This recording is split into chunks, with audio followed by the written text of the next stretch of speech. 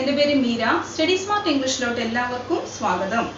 ഇന്ന് നമ്മൾ ഇവിടെ ഡീൽ ചെയ്യാൻ പോകുന്നത് ഹിസ്റ്ററി ടോപ്പിക്കാണ്. ഏൻഷ്യൻ ഇന്ത്യയാണ് ഇന്ന് നമ്മൾ ഡീൽ ചെയ്യാൻ പോകുന്നത്.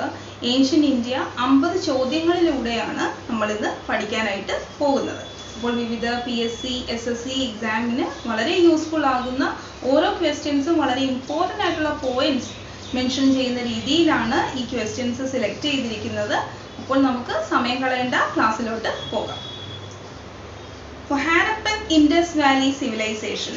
അപ്പോൾ നമുക്ക് എല്ലാവർക്കും അറിയാം, സിന്ധു നദീതട സംസ്കാരമാണ് നമ്മളിന്ന് പഠിക്കാനായിട്ട് പോകുന്നത്. അപ്പോൾ ആ കാലഘട്ടത്തെ നമുക്കൊന്ന് ഓർത്തെടുക്കാം. 2500 BC മുതൽ 1750 BC വരെയാണ് സിന്ധു നദീതട സംസ്കാരത്തിന്റെ കാലഘട്ടം. അപ്പോൾ നമ്മൾ നോക്കുകയാണെങ്കിൽ ഒരു 750 വർഷത്തോളം നീണ്ടു നിൽക്കുന്ന ഒരു സംസ്കാരമായിരുന്നു ഏത്? Indus valley civilization. ഇനി അക്കോർഡിംഗ് ടു ആർക്കിയോളജിക്കൽ ട്രഡീഷന്റെ ബേസിൽ നോക്കുമ്പോൾ ഏറ്റവും അപ്രോപ്രിയേറ്റ് ആയിട്ടുള്ള ഒരു പേര്, ഈ സംസ്കാരത്തിന് ഏറ്റവും അനുയോജ്യമായിട്ടുള്ള പേര് ഏതാണ്? ഹാരപ്പൻ സിവിലൈസേഷൻ എന്നാണ്. ഓക്കെ, അത് ആർക്കിയോളജിക്കൽ പോയിന്റ് ഓഫ് വ്യൂവിൽ നിന്ന് നോക്കുമ്പോഴാണ്. കാരണം ഹാരപ്പ എന്തായിരുന്നു? ഏറ്റവും ആദ്യം കണ്ടുപിടിക്കപ്പെട്ട സൈറ്റ് ആയിരുന്നു ഏത്? Harappa. Harappa was the first discovered site. Okay, അത് ഡിസ്കവർ ചെയ്തത് ആരാണ്? ആരുടെ സൂപ്പർവിഷന്റെ അണ്ടറിലാണ്? ദയാറാം സാഹ്നി. ഓക്കെ, 1921 ദയാറാം സാഹ്നിയുടെ നേതൃത്വത്തിലാണ് എന്ത് കണ്ടുപിടിക്കപ്പെട്ടത്? എന്ത് ഡിസ്കവർ ചെയ്തത്? ഹാരപ്പ എന്ന സൈറ്റ്. ഓക്കെ, ഇൻഡസ് വാലി സിവിലൈസേഷന്റെ ഫസ്റ്റ് സൈറ്റ് ഡിസ്കവർ ചെയ്യുന്നു. ഇനി ഈ ഹാരപ്പ എവിടെയാണ് സ്ഥിതി ചെയ്യുന്നത്? പാകിസ്ഥാനിലെ മോൺഗൊമോറി ജില്ലയിലാണ് ഹാരപ്പ സ്ഥിതി ചെയ്യുന്നത്. ഓക്കെ, അപ്പൊ ഈ ജില്ല ഓർത്തിരിക്കുക, മോൺഗൊമോറി, പാകിസ്ഥാനിലെ മോൺഗൊമോറി ജില്ലയിലാണ്. ഇനി നമ്മളിപ്പോൾ പറഞ്ഞത് ആർക്കിയോളജിക്കൽ പോയിന്റ് ഓഫ് വ്യൂ ആയിരുന്നു. അങ്ങനെയെങ്കിൽ ജോഗ്രഫിക്കൽ പോയിന്റ് ഓഫ് വ്യൂവിൽ നോക്കുകയാണെങ്കിൽ ഏറ്റവും അപ്രോപ്രിയേറ്റ് ആയിട്ടുള്ള അല്ലെങ്കിൽ ഏറ്റവും സ്യൂട്ടബിൾ ആയിട്ടുള്ള ഒരു പേര് ഈ സിവിലൈസേഷന് കൊടുക്കാൻ പറ്റിയ പേര് ഏതാണ്? ഇൻഡസ് സരസ്വതി സിവിലൈസേഷൻ എന്നാണ്. കാരണം ഏറ്റവും കൂടുതൽ സെറ്റിൽമെന്റ്, അതായത് ലാർജസ്റ്റ് കോൺസെൻട്രേഷൻ ഓഫ് സെറ്റിൽമെന്റ്, ഈ ഒരു സിവിലൈസേഷന്റെ സെറ്റിൽമെന്റ് എവിടെയായിരുന്നു? ഇൻഡസ് സരസ്വതി റിവർ വാലി തീരത്തായിരുന്നു. അപ്പോൾ അത് കാരണം നമുക്ക് ഏറ്റവും അനുയോജ്യമായ ജോഗ്രഫിക്കൽ പോയിന്റ് ഓഫ് വ്യൂ നോക്കുമ്പോൾ ഏറ്റവും അനുയോജ്യമായ പേര് എന്ത് തന്നെയാണ്? ഇൻഡസ് വാലി സിവിലൈസേഷൻ എന്നാണ്. അപ്പോൾ ഈ രണ്ട് പേരുകൾ വരാനുണ്ടായ കാരണങ്ങളും ആ പേര് എങ്ങനെ വന്നു, എന്തുകൊണ്ട് വന്നു എന്നൊക്കെ നമ്മൾ കണ്ടു കഴിഞ്ഞിരിക്കുന്നു. അങ്ങനെയെങ്കിൽ ഈ സിന്ധു നദീതട സംസ്കാരത്തിന് ഗവേഷണത്തിന് നേതൃത്വം നൽകിയത് ആരാണെന്ന് നിങ്ങൾക്കറിയാവോ? സർ ജോൺ മാർഷൽ ആണ്. ഓക്കെ, സർ ജോൺ മാർഷൽ ആണ്. ഈ സർ ജോൺ മാർഷൽ തന്നെയാണ് first scholar to use the term Indus valley civilization അല്ലെങ്കിൽ ഇൻഡസ് സിവിലൈസേഷൻ എന്ന പേര് ആദ്യം ഉപയോഗിച്ചത് അല്ലെങ്കിൽ ആദ്യം നിർദ്ദേശിച്ചത് ആര് തന്നെയാണ്? സർ ജോൺ മാർഷൽ തന്നെയാണ്.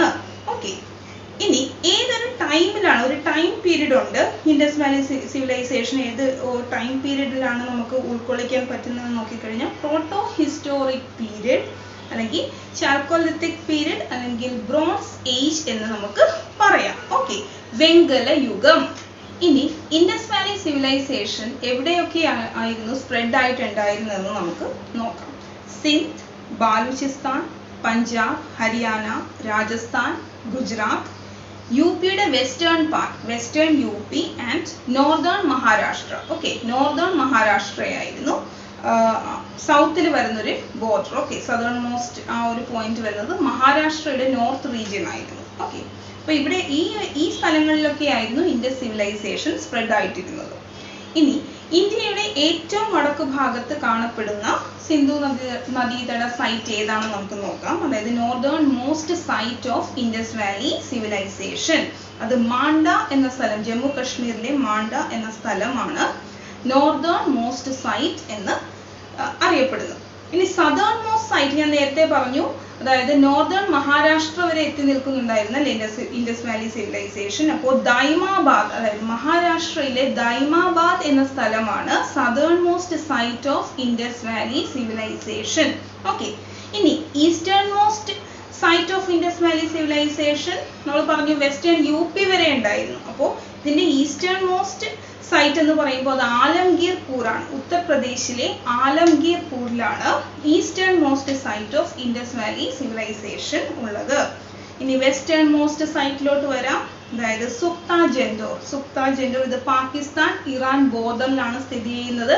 ഇത് western most site of Indus valley civilization ആണ്.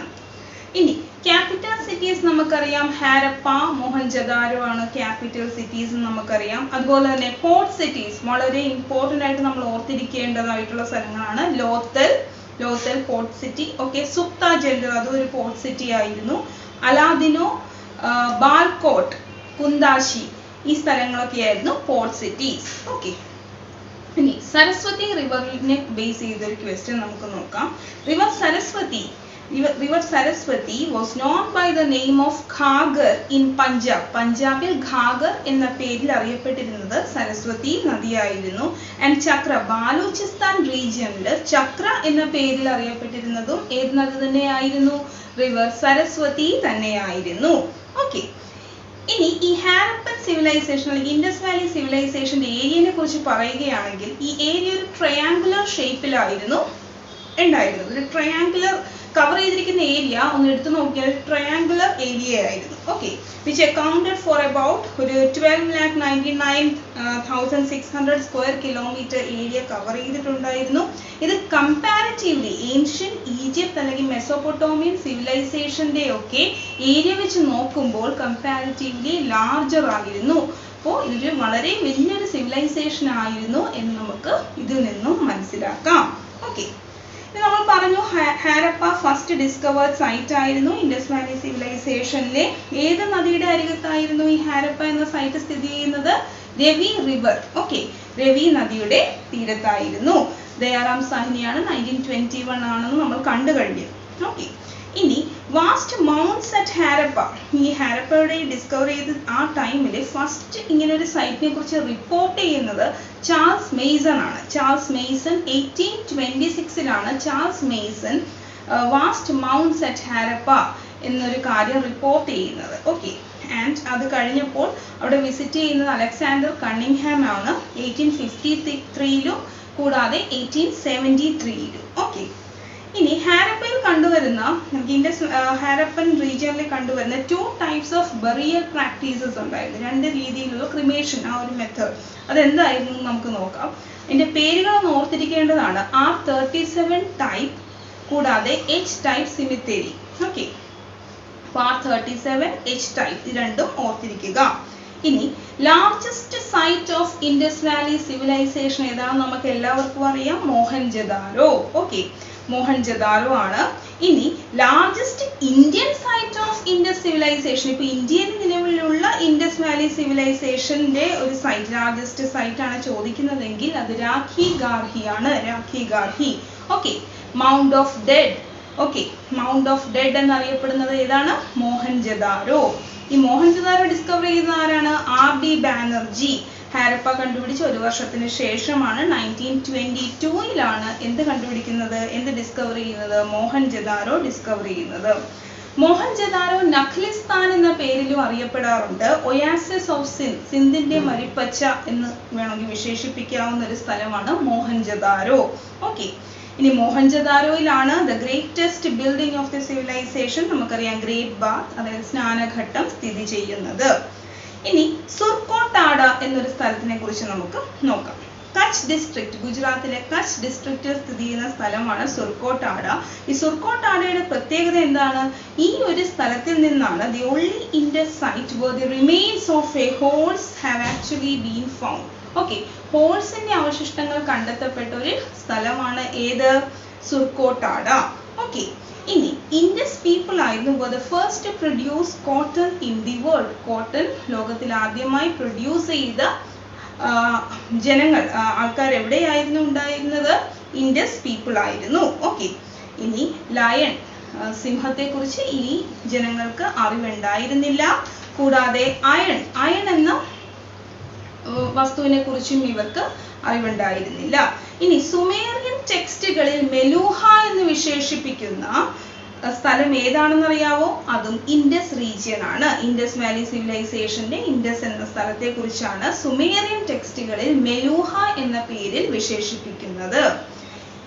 ഇൻഡസ് വാലി സിവിലൈസേഷന്റെ അഫ്ഗാനിസ്ഥാനിലുള്ള 2 സ്ഥലങ്ങളാണ് ഷത്തുഗായ് ആൻഡ് മുണ്ടിഗാഗ്. ഓക്കെ, മുണ്ടിഗാഗ് ഈ 2 പേരുകളും വളരെ ഇമ്പോർട്ടന്റ് ആണ്, ഓർത്ത് വെച്ചേക്കുക. ഓക്കെ, ഇനി ട്രേഡ് റിലേഷനെ സൂചിപ്പിക്കുന്ന രീതിയിലുള്ള 2 സ്ഥലങ്ങളാണ് സൂസ ആൻഡ് ഉർ. ഓക്കെ, അപ്പോൾ ഈ 2 സ്ഥലങ്ങളിൽ, അതായത് മെസോപ്പൊട്ടോമിയയിലുള്ള 2 പ്ലേസസ് ആണ് സൂസ ആൻഡ് ഉർ. ഈ സ്ഥലങ്ങളിൽ നിന്നും ഹാരപ്പൻ സീൽസ്, അതായത് ഹാരപ്പൻ മുദ്രകൾ കണ്ടെത്തിയിരിക്കുന്നു. അപ്പോൾ അത് ട്രേഡിന്റെ ഭാഗമായി കരുതാം. ഓക്കെ, ഇനി കോയിൻസിന്റെ എവിഡൻസ് ഈ ഏൻഷ്യന്റ് ഈ സിവിലൈസേഷനിൽ കാണുന്നില്ല. ബാർട്ടർ സിസ്റ്റം ആയിരുന്നു normal method of exchange of goods. Okay, barter system അറിയാം, ഒരു തിങ്ങിന് ഇതിന് പകരം ഒരു വസ്തു തന്നെ കൊടുക്കുന്നു. ഓക്കെ, അപ്പോൾ ഗ്രീക്സ് കോട്ടനെ വിളിച്ചിരുന്നത് സിന്തോൺ എന്നാണ്. സിന്തോൺ. ഓക്കെ, ആ സ്പെല്ലിംഗിൽ ഇത്തിരി വ്യത്യാസമുണ്ട്. സിന്തോൺ. ഓക്കെ, കോട്ടനെ ഒരു സിന്തോൺ എന്നായിരുന്നു വിശേഷിപ്പിച്ചിരുന്നത്. ഞാൻ നേരത്തെ പറഞ്ഞു ലോത്തൽ ഏൻഷ്യൻ പോർട്ടാണ്, വളരെ ഇമ്പോർട്ടൻ്റ് ആയിട്ടുള്ള ഒരു പോർട്ട് സിറ്റിയാണ്. ഇൻഡസ് വാലി സിവിലൈസേഷന്റെ ഇമ്പോർട്ടൻ്റ് ആയിട്ടുള്ള ഒരു പോർട്ട് സിറ്റിയാണ് ഏത്? ലോത്തൽ. ഇനി സിന്ധു നദീതട നിവാസികളുടെ പ്രധാന ആരാധനാ മൂർത്തികൾ നമുക്കറിയാം. മാതൃദേവത പശുപതി മഹാദേവൻ. ഇനി മാതൃദേവതയെ എന്തിനോട് ഉപമിക്കുന്നു? ശക്തി എന്നും വിശേഷിപ്പിക്കുന്നു. ഓക്കെ, ശക്തി എന്നും വിശേഷിപ്പിക്കുന്നു. അപ്പോൾ പശുപതി മഹാദേവ എന്ന് പറയുമ്പോൾ, പശുപതി എന്ന് പറയുമ്പോൾ തന്നെ എന്താണ്? ലോർഡ് ഓഫ് ആനിമൽസ് ആണ് അല്ലേ? ഓക്കെ, ഈ പശുപതി മഹാദേവൻ ഒരു യോഗിക് പോസ്ചറിലാണ് ഇരിക്കുന്നത്. ആ പിക്ചർ ശ്രദ്ധിച്ചു കഴിഞ്ഞാൽ അറിയാൻ പറ്റും, ഒരു യോഗിക് പോസ്ചറിലാണ് ഇരിക്കുന്നത്. കൂടാതെ 4 ആനിമൽസ് അതിന് ചുറ്റും, 4 മൃഗങ്ങൾ അതിന് ചുറ്റും നിൽക്കുന്നുണ്ട്. ഇതേതൊക്കെയാണ്? Elephant, tiger, rhino and buffalo. കൂടാതെ 2 മാൻ, ഡിയർ എവിടെ ഇരിക്കുന്നു? കാൽക്കൽ ഇരിക്കുന്നുണ്ട്. ഓക്കെ, അപ്പോൾ ഇത്രയും ആനിമൽസ് ആ ഒരു ഫിഗറിൽ നമുക്ക് കാണാൻ സാധിക്കുന്നതാണ്. അതായത് പശുപതി മഹാദേവ എന്ന ഫിഗറിൽ നമുക്ക് കാണാൻ സാധിക്കുന്നതാണ്.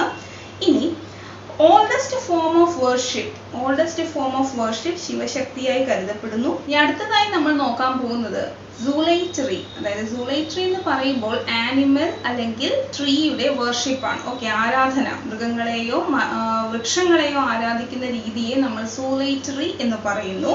ഇത് വളരെ നിലവിലുള്ള ഒരു രീതിയായിരുന്നു. ആ ഒരു കാലഘട്ടത്തിൽ നിലവിലുണ്ടായിരുന്ന ഒരു രീതിയായിരുന്നു ഈ സൂലൈറ്ററി. ഓക്കെ, ഇനി oldest script in Indian sub കോണ്ടിനെന്റിലെ ഓൾഡസ്റ്റ് സ്ക്രിപ്റ്റ് ഏതാണെന്ന് ചോദിച്ചു കഴിഞ്ഞാൽ നമ്മൾ പറയും ഹാരപ്പൻ സ്ക്രിപ്റ്റ് ആണ്. പക്ഷേ ഓൾഡസ്റ്റ് ഡെസിഫേർഡ് അർത്ഥം കണ്ടുപിടിക്കപ്പെട്ട അല്ലെങ്കിൽ വ്യാഖ്യാനങ്ങൾ ഉള്ള സ്ക്രിപ്റ്റ് ഏതാണെന്ന് ചോദിച്ചു കഴിഞ്ഞാൽ അത് ബ്രഹ്മി സ്ക്രിപ്റ്റ് ആണ്. നമുക്കറിയാം ഹാരപ്പൻ സ്ക്രിപ്റ്റ് ഇന്ന് വരെ ഡെസിഫർ ചെയ്തിട്ടില്ല, അതായത് അർത്ഥം കണ്ടുപിടിക്കാനായിട്ട് സാധിച്ചിട്ടില്ല. നിഗൂഢമായി തന്നെ നിലനിൽക്കുന്ന ഒന്നാണ് ഹാരപ്പൻ സ്ക്രിപ്റ്റ്. ഓക്കെ, ഇനി അടുത്തത് സ്റ്റെറ്റൈറ്റ് എന്ന വസ്തുവായിരുന്നു. Was mainly used in the manufacture of seals manufacture ചെയ്യാൻ, അതായത് സീൽസ് ഞാൻ നേരത്തെ പറഞ്ഞു മുദ്രകളാണ്. ഈ മുദ്രകൾ മാനുഫാക്ചർ ചെയ്യാൻ ഉപയോഗിച്ചിരുന്ന ഒരു വസ്തുവായിരുന്നു സ്റ്റെറ്റൈറ്റ്. ഓക്കെ, ഇനി ഒറിജിൻ ഓഫ് സ്വസ്തിക സിമ്പിൾ നമുക്ക് എല്ലാവർക്കും അറിയാം. ഇതിന്റെ ഒറിജിൻ ട്രേസ് ചെയ്യുന്നത് ഇൻഡസ് വാലി സിവിലൈസേഷനിൽ നിന്നുമാണ്.